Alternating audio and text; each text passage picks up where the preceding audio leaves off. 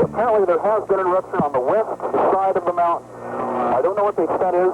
There's about a third of the mountain that's covered with clouds, and we just don't know what has happened at this time.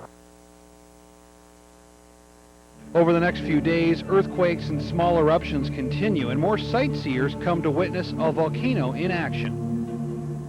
How long did the tremor last? Lasted about 2 minutes, and it occurred about 3 minutes ago. April 3rd, Washington Governor Dixie Lee Ray declares a state of emergency, and the warnings go out. You're going to have to go, and the faster the better. One time, one thing, you got to go. People living near Mount St. Helens are kept from their homes and cabins as a precaution.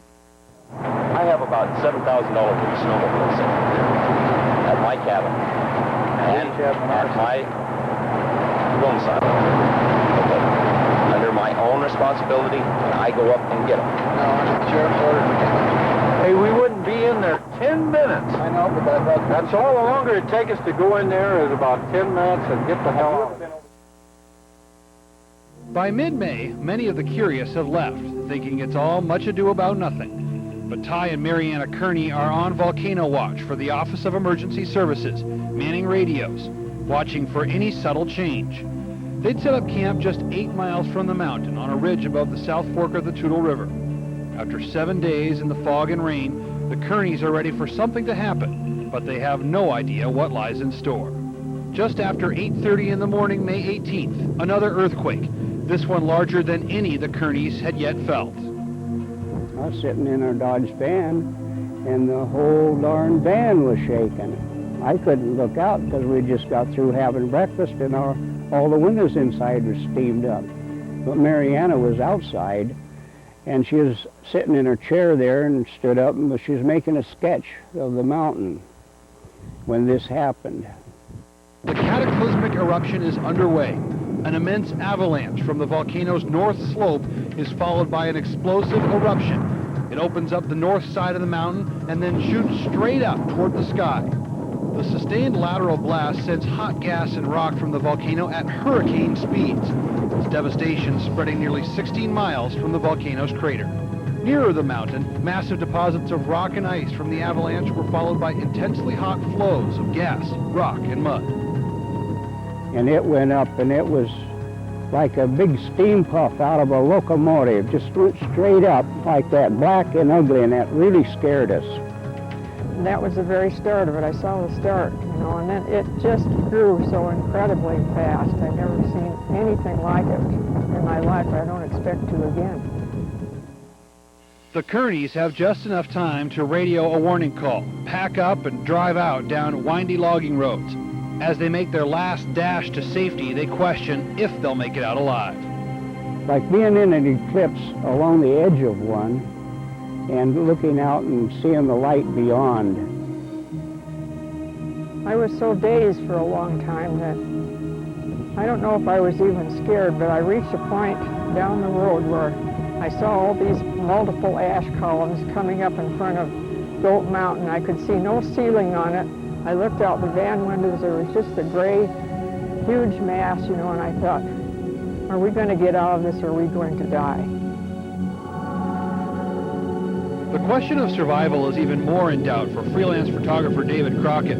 His escape route is blocked by the mud flows. No other option, he begins walking toward his only glimpse of hope, a tiny sliver of light in the ash-blackened sky. He rolls his video camera, capturing what he thinks are his last moments on Earth. I never really thought I'd believe this or say this, but at this moment, I honest to God believe I'm dead. There's really no way to describe those feelings. I feel the ash now in my eyes. It's getting very hard to breathe. Burns to breathe. I'm able to talk. It burns to breathe. Burns my eyes.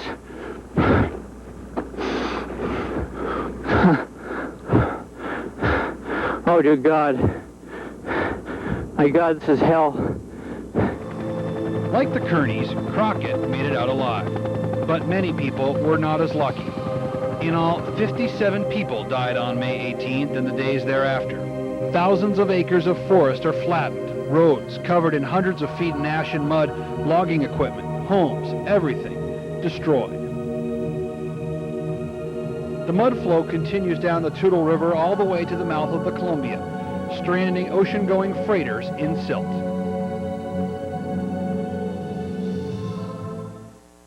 Once again, Mount St. Helens erupted at about 8:36 this morning, sending plumes of ash traveling 10 miles into the atmosphere, covering the KAPP television news anchor Mike Ramirez brings the news of the eruption to people in central Washington. Area. Again, the greatest danger is not here in our area of central Washington, but of course right near the mountain. What started as a typical spring day in Washington turned into something very bizarre, as we have been reporting.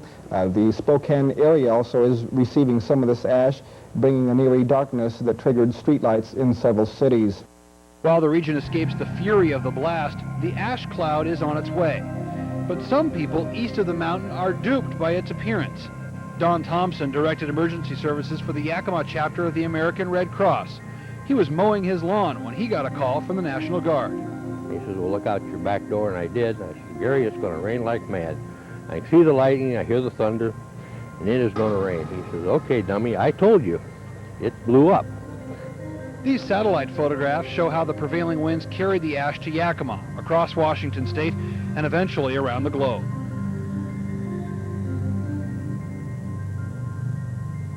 It was a bright sunny morning at 1 minute, and then just an hour or two later it was dark. Retired KIT radio newsman Al Bell says the eruption of Mount St. Helens is the single biggest news story he covered in his 45 years in broadcasting. That afternoon, the station's entire news staff was called in, and they began informing listeners about what was happening.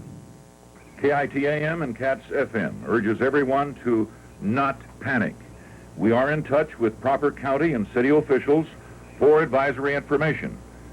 We will remain on the air as a clearinghouse for this emergency vital information. Now, I repeat... Bell and the KIT news team gave the Yakima Valley as much information as they could provide. They broadcasted commercial-free for the next 5 days, trying to sort out the fact from the rumor and the fear from the reality. Tremendous amount of misinformation, and again, a lot of it was because we had nothing to go back and refer to.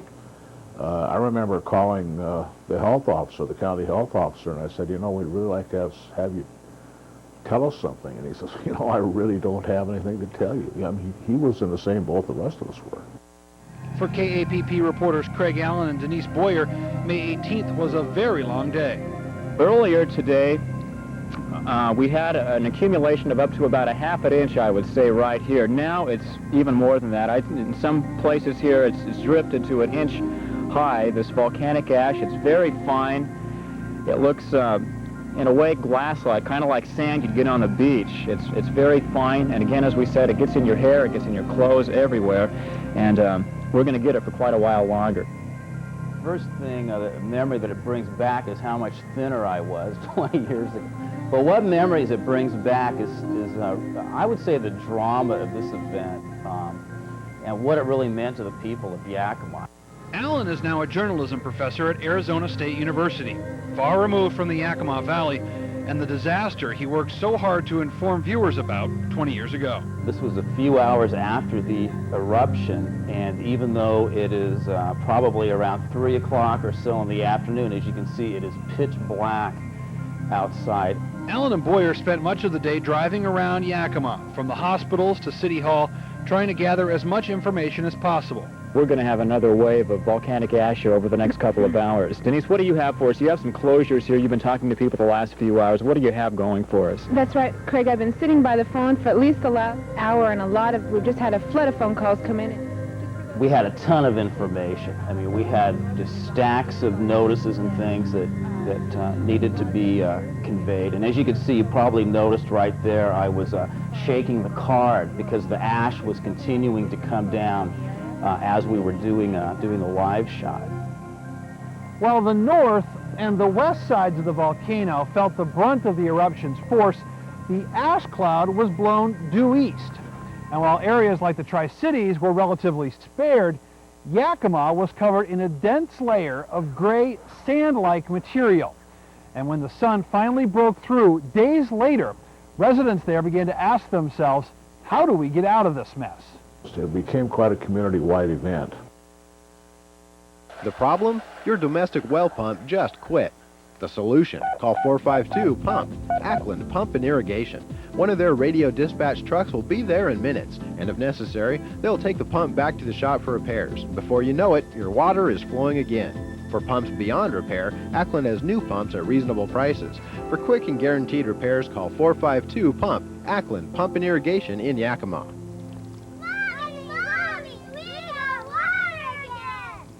This Memorial Day weekend at the Greenway Auto Mall, they're out of here. Every car, every truck, every van, every SUV, both new and used, are specially marked to move by Monday night. We want them out of here. Right now at Lynch GMC, drive a brand new 2000 Sonoma Extended Cab for $14,999 or only $292 a month. With these deals come Monday night, they'll be out of here. Hurry for the best selection, and remember, we'll get you financed. At Bob Hall's Greenway Auto Mall, next to Walmart in Yakima. Tonight on Local News at 6. We'll show you how people in the region chose to honor the men and women who fought for our freedom on this Memorial Day weekend. Plus, we'll take you out to the Onion Man Triathlon. Doesn't have anything to do with eating onions, but there's a lot of sweat and a few tears. Join us tonight at 6.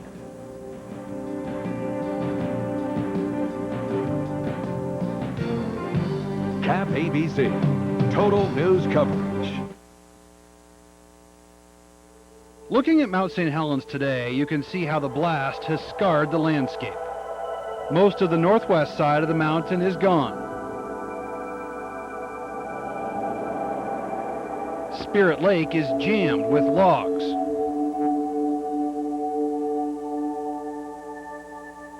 And a trail of destruction winds down the Toutle River Valley. But it was that dirty, gritty ash that people in central Washington remember most. It was a time when day turned to night. We did not think in terms of it having a major impact on our community. Dick Zase had been Yakima's city manager for less than a year when he faced the challenge of a lifetime.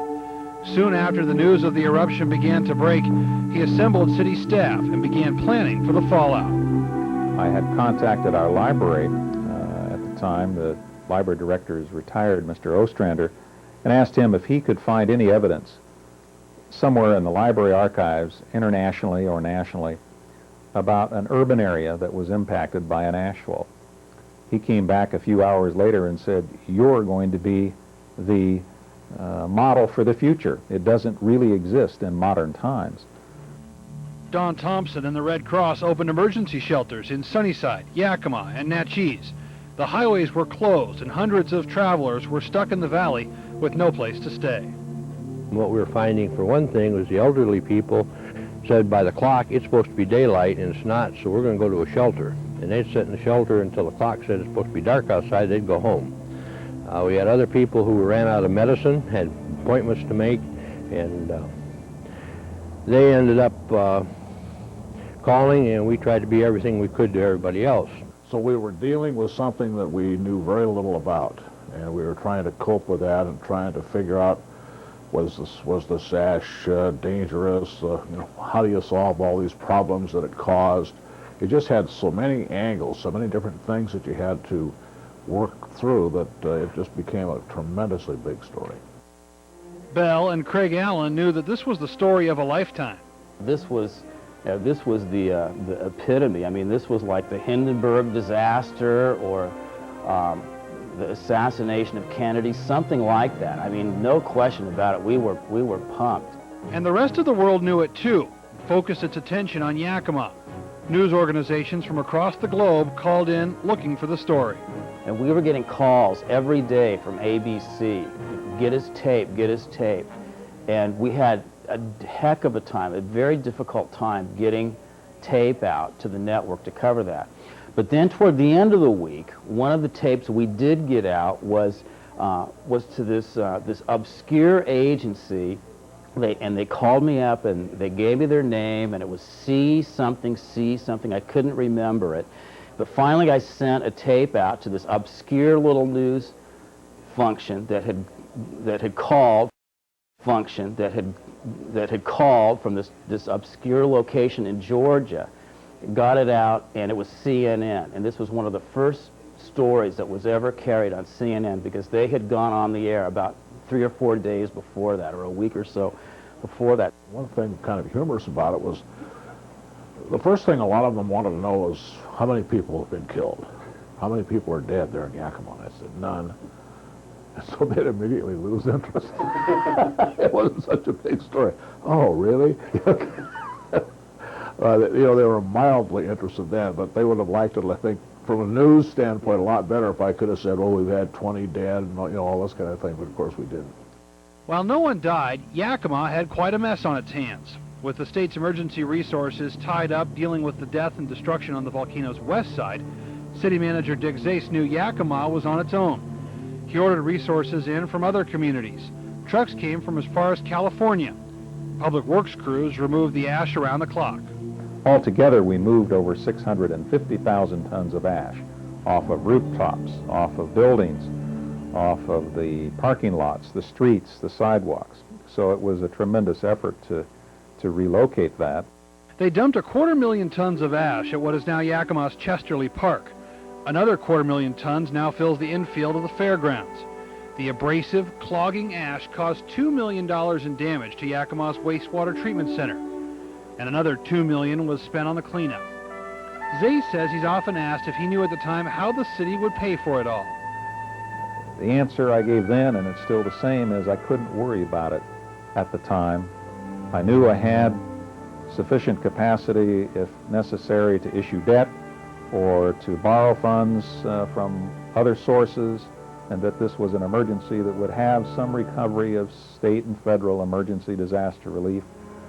The message to me was, get this community back online, and we'll figure out how to finance it and pay for it later. And that's just what they did. Al Bell says the community came together, and together they overcame adversity. It became quite a community-wide event, and everybody kind of cleaned up their yards and everything, and it became a kind of a community pride thing. But it was remarkable within 10 days here what we accomplished in terms of cleaning this community up and having as much done in that short amount of time as was possible. And it couldn't have been done without the help and support of the community, residents, citizens, business people, and employees, and city, county, state, federal, state government that all worked together here in such a cooperative way. I think that really was the effort that made it all possible. Washington Transportation Secretary Sid Morrison is also a Zilla area farmer. In 1980, he was a state senator running for the U.S. Congress. The campaign came to a screeching halt, and we shifted all the efforts from all the farmers who couldn't do anything in the fields anyway, and we mobilized a lot of equipment to do things like help the city, help the county, move a lot of ash, the fallout. Actually, it wasn't ash, it was more like sand, very, very heavy sand. After Morrison was elected to Congress, he helped establish the Mount St. Helens National Volcanic Monument. Didn't have a lot of experience in doing this. So what do? Do you have the Park Service run it? Is this someplace that people come to visit? You have the Forest Service run it, because it was the forests that were decimated, many of them private, some of them public. And the decision was to stay with the Forest Service and have this be a research project of how forests regenerate themselves. In the end, Congress set aside 110,000 acres around the volcano, an area to be protected for research, recreation, and education. I think over time we'll not only see the wonders of nature and the amazing force of nature, but we'll be able to know a lot more about how Mother Nature recovers from volcanic action and how we can help Mother Nature. Over the past 20 years, this National Volcanic Monument has grown. Millions of people visit here every year. And when we come back, we'll find out what this place has to offer and why people are so fascinated by this volcano in our own backyard.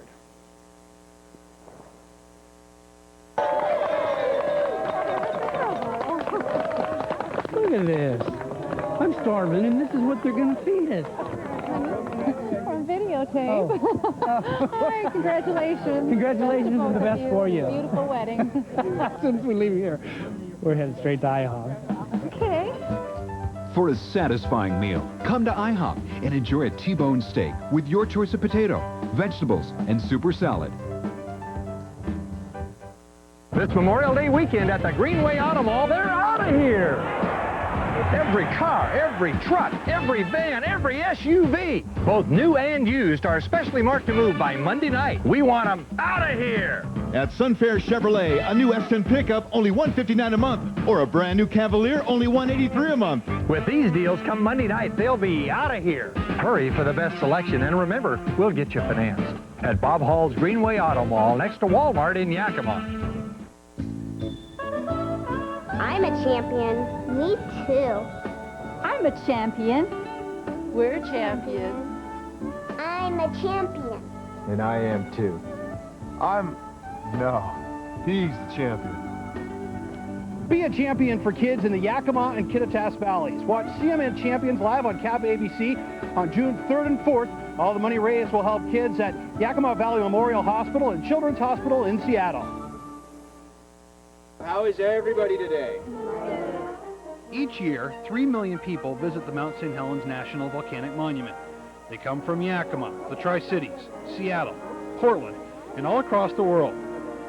On this glorious day, visitors witness a spectacular view, just like it was that morning on May 18th, 20 years ago. This is a beautiful view here today, folks. I want you to recognize that, because 200 days out of the year, you can't even see the valley floor from here. Folks come now to remember the places that they used to see, for those that were here prior to the eruption, and they come here to learn about the effects that the eruption had on the landscape. Bonnie Tippett manages the Forest Service's 3 Mount St. Helens visitor centers. There aren't too many places where a volcano has erupted in folks' backyard, literally in their lifetimes, and it's a wonderful opportunity to learn about that and watch not only the effects of that event, but all of the things that have been happening in the 20 years since that eruption occurred. Previously, I'd been told that it was still kind of a gray wasteland, but I come here and I see a lot of growth. I think a lot of improvement has been done, and government is taking keen interest for the visitors and for the tourists. It's taken nearly 20 years, but you can now access Mount St. Helens from all sides.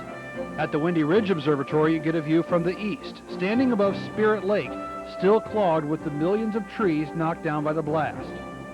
From the north, you can look straight into the volcano's crater from the Johnston Ridge Observatory. This newest visitor center is built on the site where U.S. Geological Survey geologist David Johnston lost his life. Inside, displays teach about every aspect of the volcano.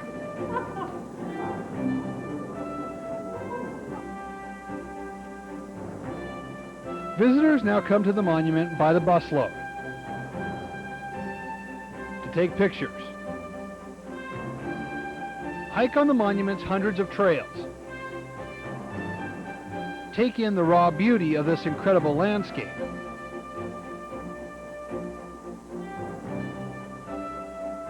And of course, buy souvenirs.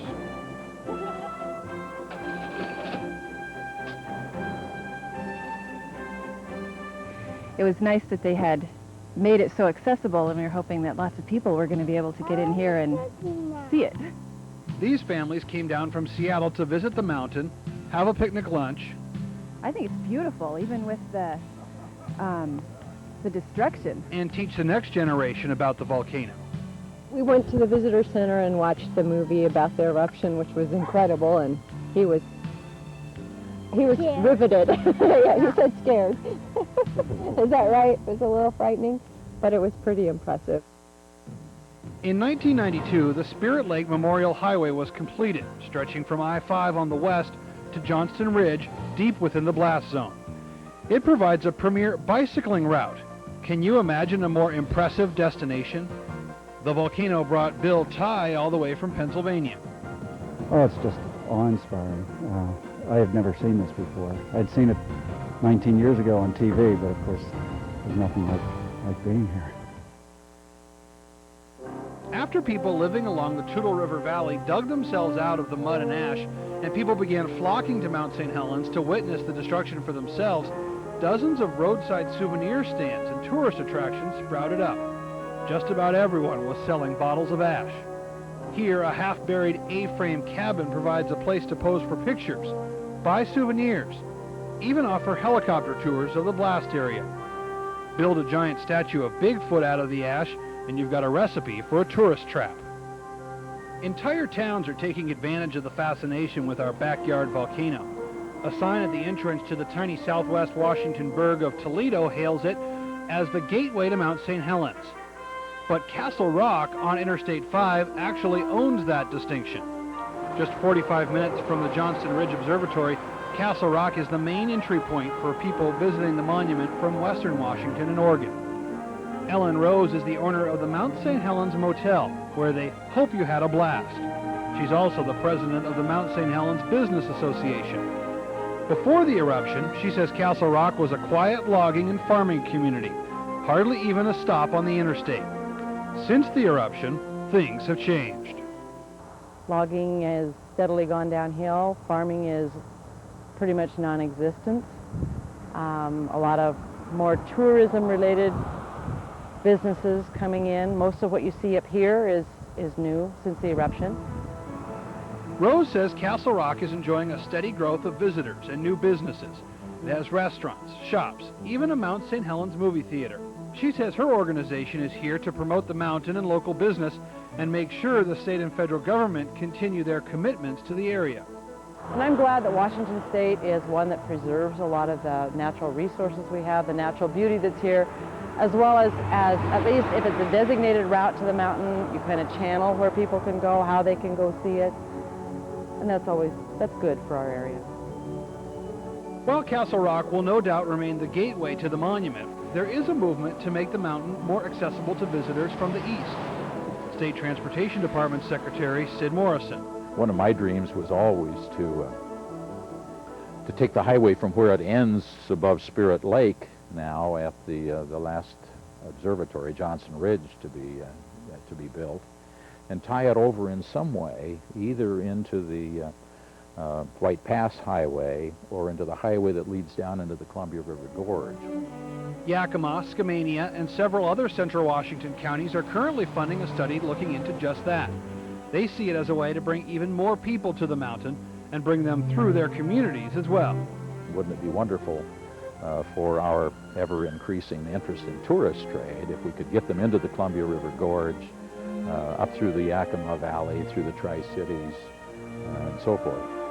People keep coming back to Mount St. Helens year after year because things are changing here so quickly. This is Coldwater Lake, and 20 years ago, it didn't even exist. That's why scientists are using the monument as a giant laboratory. They're learning how Mother Nature repairs herself and watching as this once barren landscape comes back to life before our eyes. The face of this landscape is on the verge of changing tremendously within a short time. Protecting and enhancing your hearing deserves the most sophisticated analysis and the most responsive, highly skilled audiologists. That is Thompson Audiology. Thompson's all-new facility incorporates computerized hearing evaluation for the utmost accuracy and precision. Thompson's audiologists are highly trained and thoroughly experienced in providing a customized solution to your hearing problem. Thompson Audiology sets the standard for professional, personal attention. Call for a personal hearing evaluation. Discover how good your hearing can be. How can you help fight crime in your neighborhood? How about a round of golf? Believe it or not, that's all it could take. Hello, I'm Alex Pietsch from KAPP-ABC News. And I'm Mark Peterson with the Yakima County Crime Stoppers, and we'd like to invite you to the 7th Annual Team Scramble at Suntide. It's an 8 a.m. shotgun start. Pick up a registration form at the Sheriff's Office or the Suntides Clubhouse. So join us and tee off against crime. While there are spectacular days at Mount St. Helens, there are many more dreary ones. On this rainy, gray day, a group of scientists is trekking into the Pumice Plain. While you can't see it, they are directly below Mount St. Helens' gaping mouth. It is an area completely devastated by the eruption. 20 years after the eruption, you might think this area would be green again. But Forest Service ecologist Charlie Crisafulli says even this small amount of growth is pretty amazing when you consider the destruction a volcano can cause. they represent perhaps the most extreme form of disturbance that a system can be exposed to. So now Crisafulli and other researchers are watching what happens here. They are seizing this opportunity to study life and how it responds to this kind of a drastic event. What they've found so far is luck has a lot to do with what lives and what dies. It's just simply the fact that Mount St. Helens erupted on May 18th when there happened to be a lot of snow afforded a lot of survivorship within the disturbed area. Soon after the eruption, botanists began tracking plant species here. This is the first plot of land studied. For nearly 20 years, scientists have watched species grow in this small section of Earth. One of the plants that has fared the best is the prairie lupin. Because of a relationship with a bacteria, together they create nitrogen other plants need to live on. We see how lupin's paving the way for other species, and we've now documented up to 35 other species that have come in after lupin have modified the sites. There are other plants growing here. The willows and other taller plant species are taking hold in thickets. They provide shelter for animals and birds. Crisafulli says 20 years after the eruption, the blast zone is about to explode with new life. Well, I think the face of this landscape is on the verge of changing tremendously within a short time. Animals, too, are returning to Mount St. Helens. Insects are helping to spread plant species through pollination. The state has resumed planting lakes with trout. Ground squirrels are a favorite of the visitors, and herds of elk roam the monument freely. But Crisafulli is learning the most from one of the smallest animal species, the northwestern salamander. At the time of the eruption, lakes like this one, Meadow Lake, northeast of the mountain, were covered with thick layers of ice and snow. They were buffered from the extreme heat of the eruption, so the animal communities of frogs, salamanders, and insects deep below survived. These lakes are teeming with life. 40 glacial lakes survived the eruption, and about 130 new lakes and ponds were formed. Because amphibians, like frogs and salamanders, are a good judge of the health of an entire ecosystem, Crisafulli and his team are paying particular attention to these little salamanders. Crisafulli says salamanders lay their eggs underwater, and 15 months later, in the fall, they emerge and spread out over the landscape. They can travel 2 or 3 miles.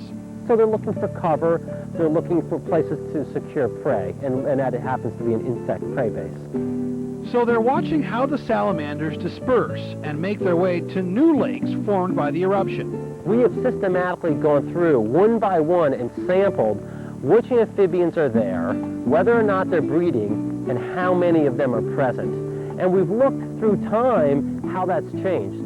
Nowhere else have scientists been able to start with brand new lakes and ponds and track the development and colonization of amphibians. Crisafulli and his team say the work they're performing here at Mount St. Helens is vital to understanding how all ecosystems work. And they're relating what they're learning to other areas where man has had a dramatic impact on the environment by sparking forest fires and clear-cutting land. Now, scientists are also watching Mount St. Helens closely to learn how volcanoes work. 20 years later, are we better prepared for the next eruption? And are warning systems in place to let us know when the Big Bang may be coming? Essentially, anything that the volcano has done in the past is fair game for future eruptions.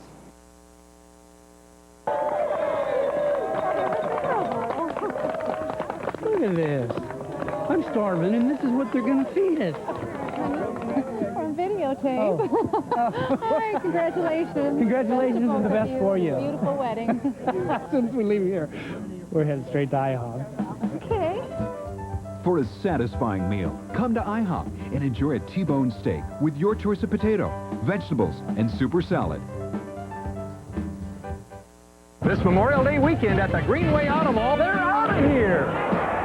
Every car, every truck, every van, every SUV, both new and used, are specially marked to move by Monday night. We want them out of here. A great selection of used cars includes a 94 Sunbird convertible or this like-new 99 Dodge Avenger. With these deals come Monday night, they'll be out of here. Hurry for the best selection, and remember, we'll get you financed. At Bob Hall's Greenway Auto Mall next to Walmart in Yakima. Standing at the crossroads, trying to read the sign.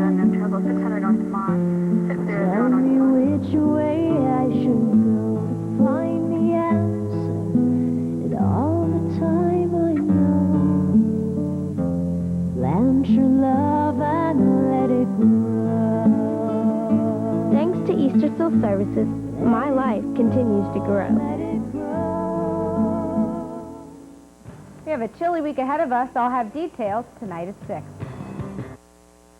Before 1980, Mount St. Helens hadn't erupted since 1857, 143 years ago. That may not sound like that long, but in the world of technology, it's light years. Earthquakes are a major indicator of volcanic activity, and the seismograph used to measure quakes wasn't even invented until 1875. Well, since the 1980 eruption happened during the technology age, scientists like Ed Klimashowskis have been able to gather more information, interpret more data, and better predict volcanic activity than scientists ever dreamed possible in the mid-1800s. The 1980 eruption of Mount St. Helens was really sort of the catalyst that got things started. Klimashowskis and a whole team of geologists work here at the Cascade Volcano Observatory in Vancouver, Washington.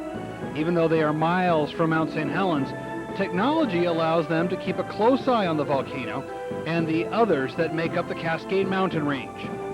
Probes and sensors are strategically placed on and around the mountains. They record and report any geologic disturbances.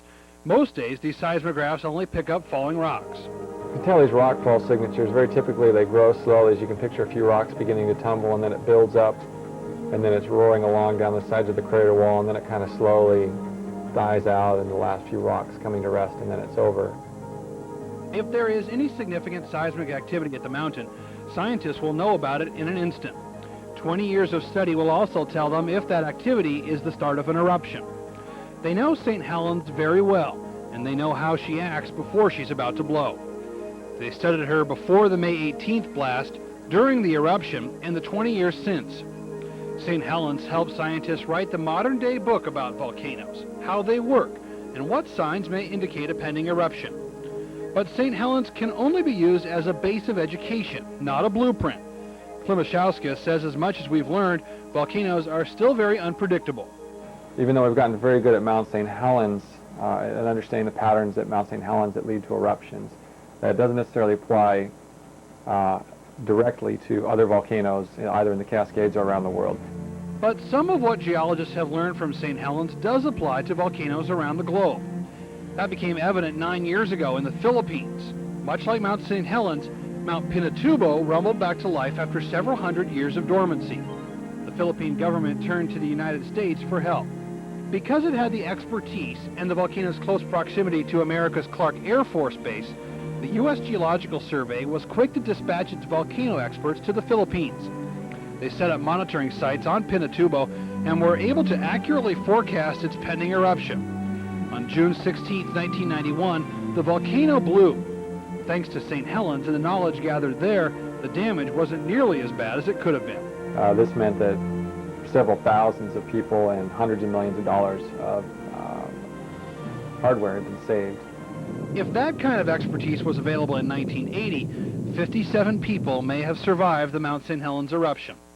And that's why scientists want to learn as much as they can from the St. Helens and Pinatubos of the world. They know it's not a matter of if, but when another volcano will erupt near a large population. Geologists also know it's possible that another Cascade volcano will not erupt within their lifetimes.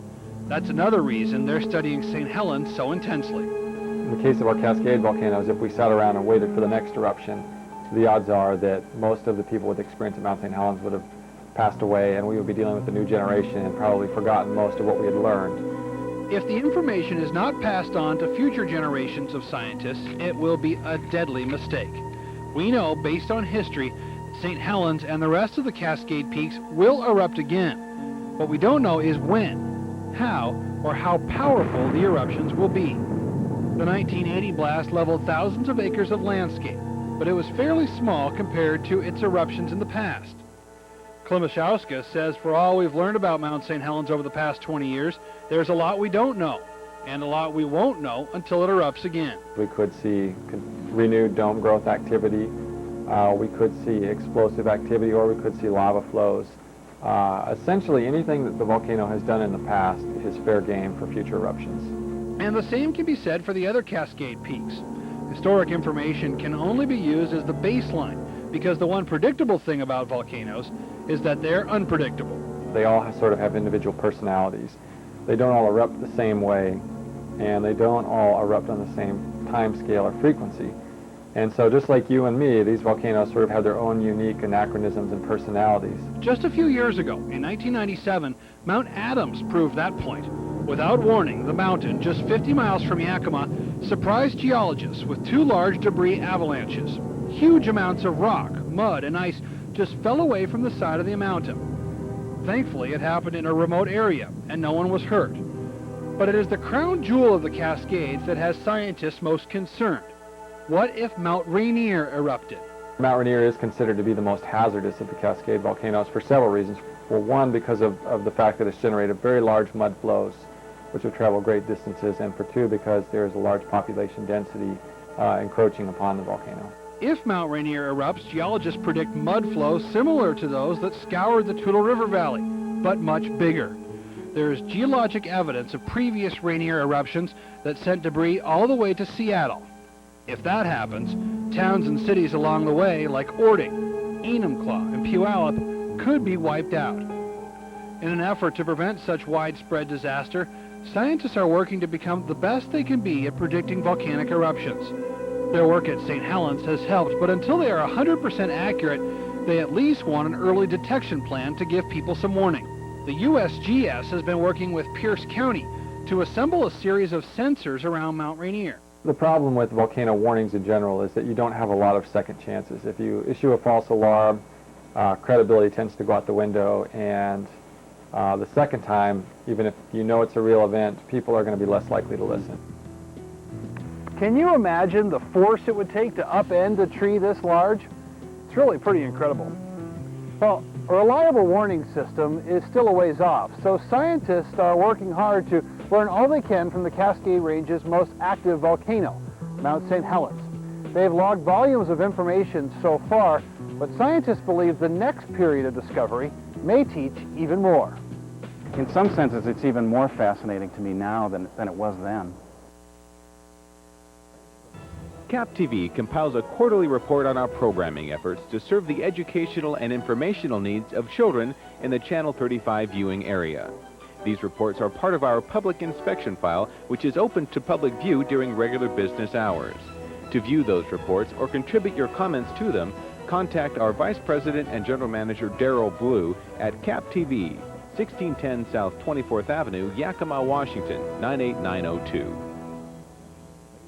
This Memorial Day weekend at the Greenway Auto Mall, they're out of here!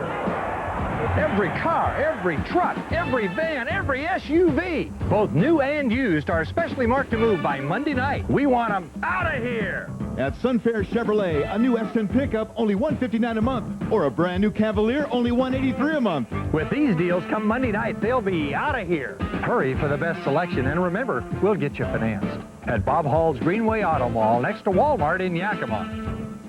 There are lots of places you want to go. Only one address you need. KAPP-TV.com. Get a quick look at the weather, the 5-day forecast, with Tom Spencer's AccuWeather forecast, plus local news and sports online. Great recipes with Taste of the Northwest, or see what's going on in your local community.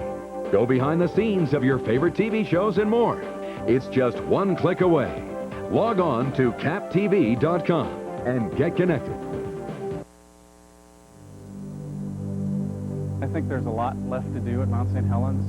No one knows that more than Peter Frenzen. He first came to Mount St. Helens as a researcher in 1980. Now he oversees all of the science that takes place on the National Volcanic Monument. He says scientists have to take advantage of the opportunity this volcano has provided us. He says nowhere on Earth could man do what nature has done here. If you were to say to somebody, I would like to blow down 230 square miles of forest, I would like to cover 23 square miles of river valley with an average depth of 150 feet and then let a river erode its way through it.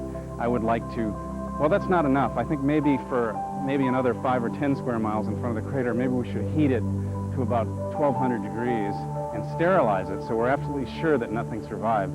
So if you kind of think of this as a natural laboratory where all ranges of disturbance have been created, and then you have an opportunity to watch nature's recovery process, it becomes an enormous scientific opportunity. Sure, researchers keep working here and ensuring that their findings are preserved for future generations. But Mount St. Helens isn't just for scientists and researchers. Frenzen says this volcano teaches all of us about the planet we live on. Nature has created not only a laboratory for science, but it's created an enormous classroom for students of all ages. We have, you know, many visitors that come here. It's a very great place to see kind of geology spread out before your eyes, and then to really understand how forests recover and how ecosystems rebuild themselves through time. Scientists have watched Mount St. Helens as she has begun to repair herself over the past 20 years, and they will continue to keep a close watch on her. But we cannot forget the lives forever changed by May 18th, 1980, a day the Northwest and many of its residents will never forget. And we figure we're very lucky to be here today. It certainly changed the lives of Ty and Mariana Kearney. While they've always loved the mountains, they return to Mount St. Helens more than any other. We come up here quite often, and we like to tell the people what happened. If they have some questions or something, we don't exactly put out a sign. We should put a sign on our car, you know, ask us, but we don't know it all either.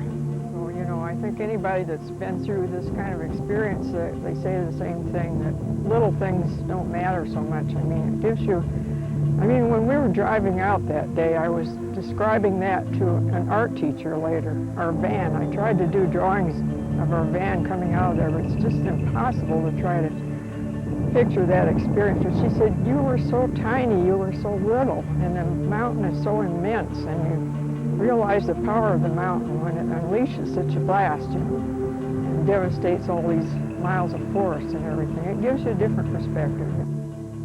Covering the Mount St. Helens story catapulted Craig Allen's career. Within months, he was promoted to news director at KAPP-TV, then moved to Colorado Springs and Denver soon after. He still credits Mount St. Helens and Yakima for his success. I've been away now for 20 or so years, but inevitably when you say Yakima, when you say you were in Yakima, at some point people will say, were you there for the Mount St. Helens eruption? And I happily can say, yes, I was indeed there. There are clearly some lessons, and that is when things are tough, people pull together, and so we came through it, I think, from a social point of view.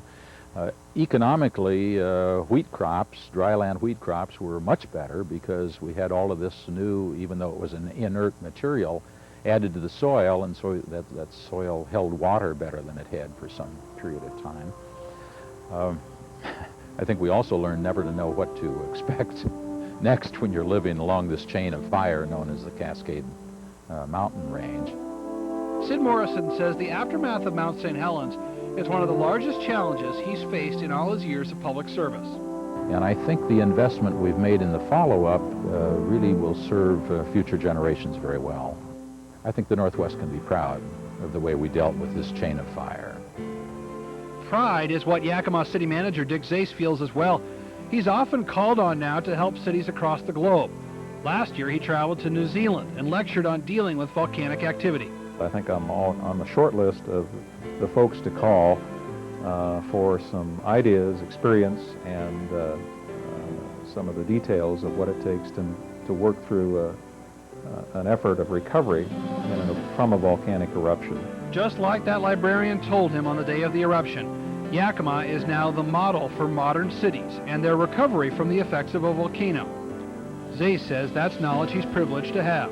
I hope that I don't have to ever go through this again, but having been through it and learned as much as I have, I'm pleased to be able to impart whatever knowledge and experience I have to others in other locales and other places, and to know that that would be a contribution to helping them be better prepared for such an event. That's a good feeling and something that, you know, I will probably always do all my life. Even 20 years later, Zase is constantly reminded of his own volcano experience, whether it's the can of ash sitting on his bookshelf or a drive by Chesterley Park, where thousands of tons of ash was dumped. One recent reminder came as a complete surprise, as he was cleaning his house, preparing for a move. And in the middle of this stack of papers was a little report I wrote on volcanoes. And here I was 6 years old writing this report and drawing a diagram of how a volcano works. And I thought about that and I said, how prophetic that I would have done that at 6 years of age and never fully realized that someday I would be dealing with what I was learning when I was 6 years old. So many lives have been changed by this wounded giant, and we've learned so much from her already. The truth is, we don't know when she will awaken again. All we do know is that one day she will.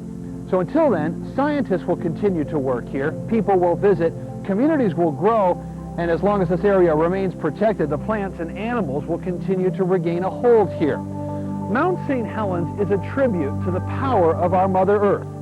And while we may not be able to completely understand her, the mountain has taught us to respect her. From Mount St. Helens National Volcanic Monument, I'm Alex Pietsch. Thanks for watching.